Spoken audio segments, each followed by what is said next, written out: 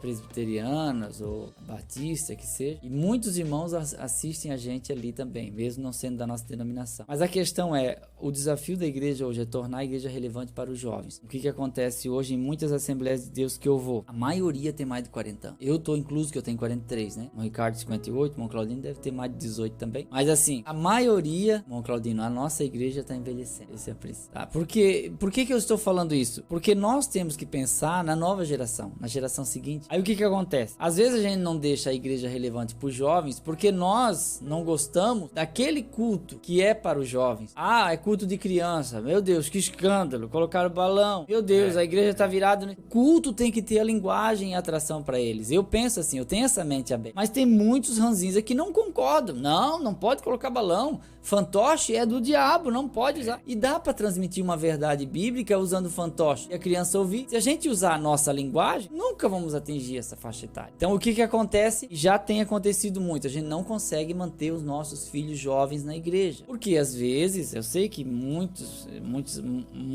razões está relacionada à rebeldia, né? A própria juventude hoje, com a quantidade de informação, não está sabendo o que fazer e às vezes se perde no caminho e não tem o que fazer para agradá-los. Mas existem igrejas que se tornaram tão relevantes que os jovens da Assembleia estão todos lá, e você chega num culto lá, a maioria tem menos de 40 anos. E eu penso assim, que como eu gosto da minha igreja, gostaria que isso se fosse verdade aqui na nossa igreja, a realidade para cá. Não que eles tivessem todos os cultos, mas que tivesse aquele culto que toda a igreja cheia tivesse menos de 40 anos, e o culto que toda a igreja cheia tivesse acima de 40 anos, para que seja uma igreja relevante para toda a faixa etária. Mas a gente não está conseguindo agregar. Esse é o princípio. Não estou aqui criticando a nossa igreja, mas estou falando no âmbito geral, porque aqui a gente abrange sei lá quantas mil pessoas e quantos pastores que estão nos ouvindo. Esse é um pensamento que eu tenho. A gente não ter uma igreja que seja composta apenas de anciãos, que são muito bons, tem experiência, mas a gente vai indo. Eu sempre lembro do versículo de Juízes: e levantou-se uma outra geração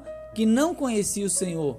Quando estão em uma outra igreja, mas estão lá ainda, tudo bem. E quando não estão em igreja nenhuma? Então essa é a pergunta aqui, ó. E os jovens crentes, eles enxergam a grande urgência desse trabalho?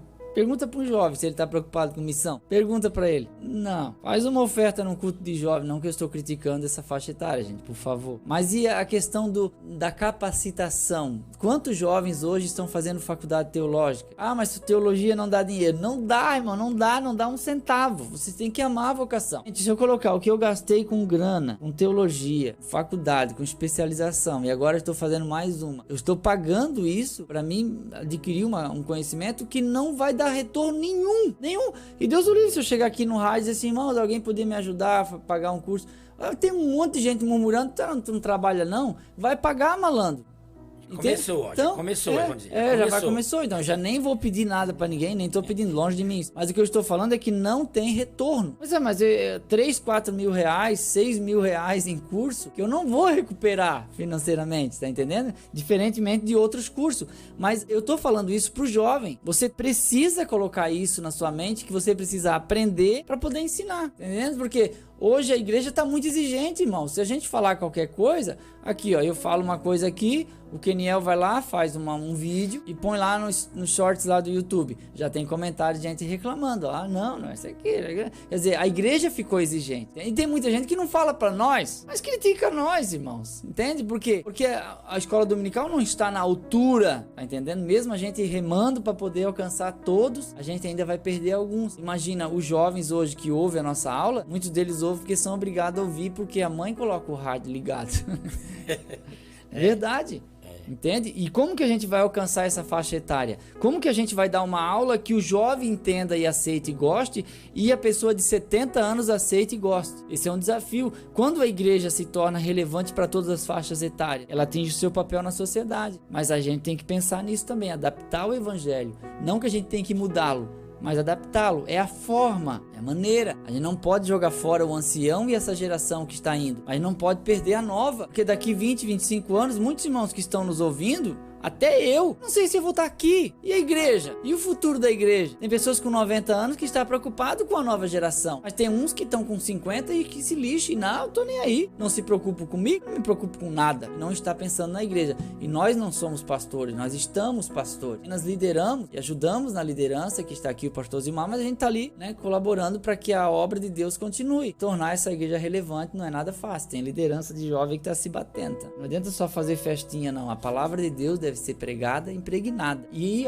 o apoio da família é muito importante, porque os pais têm um papel importante no ensino em casa. Se a gente ensina em casa, fica... Eu, pela misericórdia de Deus, o pastor Zilmar, juntamente com o pastor Carlos, me colocou ali na liderança do discipulado, juntamente com o irmão Cedric, né? Nós dois estávamos liderando. E o discipulado, ele aborda muitos assuntos. Um deles é contribuição, dízimo, oferta, e também aprendizado da palavra, né? Experiências que a igreja, que a gente adquiriu através dos anos e que a gente ouviu. Irmão, deles ficarem assim, ó, depois da aula, me procurar para perguntar acerca daquilo. Como é que é isso? Porque isso ficou interessante para eles. Não, assim, ó, sobre a pregação do evangelho, que o senhor estava dizendo aí agora, como que a juventude está se preocupando com isso? Ainda que foi uma minoria que procurou depois para se aprofundar mais no assunto, perguntar mais alguma coisa. Mas houve procura, né? Houve, mas deveria ser quase que todos. Né? E a gente sente isso. Eu me sinto falho, porque eu faço parte do problema. Eu sempre digo o seguinte, quando a gente identifica o problema, é porque a gente faz parte dele. Como nós falamos lá sobre eu esqueci o nome de um grupo, se eu não me engano, francês, eu já falei sobre isso aqui. Eles não oravam por algo que eles não fossem. Você é um instrumento de Deus para mudança. Ah, mas eu não me conformo com a igreja assim. Mude. Identificou o problema? Você é parte dele. E eu sempre que eu identifico isso, eu estou fazendo uma coisa muito pequena, quase insignificante, mas eu sou parte do problema. A igreja não está mais igual? Eu mudei. Ah, mas não tem mais isso? Eu também não tenho. A igreja não é mais assim? É porque eu também não sou. Por isso que eu estou conseguindo ver. Por isso que eu estou identificando. E o que eu tenho que fazer? A minha parte. Deus não vai cobrar a parte do outro de mim. Vai cobrar a minha. Por isso que o Eclesiastes fala. Que está aqui, ó. No que o senhor leu aqui, irmão Ricardo. Eclesiastes 9:10. Tá aqui, ó. Tudo que vier à tua mão para fazer, faça conforme as tuas forças. Eu entendo que esse versículo não está dizendo que é para eu fazer tudo sozinho. O versículo está dizendo que aquilo que estiver no meu alcance e eu estou na condição de fazer, que eu faça bem feito. Porque tem gente que não faz, mas não deixa os outros fazerem. Tem gente que não faz nada, mas não deixa os outros fazer também. Não ajuda e ainda atrapalha. É aquele que senta na porta, né? Não entra e não deixa. Jesus falou que era dos fariseus. Tem igreja pequena que tem gente assim, não salva uma alma, mas fica na porta colocando para rua que estão chegando. É o farisaísmo que Jesus disse. Vocês estão na porta do reino dos céus. Vocês não entram e não deixam os outros entrarem. Não contribui e fala de quem contribui. Não faz e fala mal de quem faz. Pessoas assim. É o tal do, se eu não me engano, um dos que o apóstolo João escreveu dizendo que além de não receber, os irmãos ainda desprezam os que recebem. Não ajuda e ainda atrapalha. O último tópico, irmão Ricardo.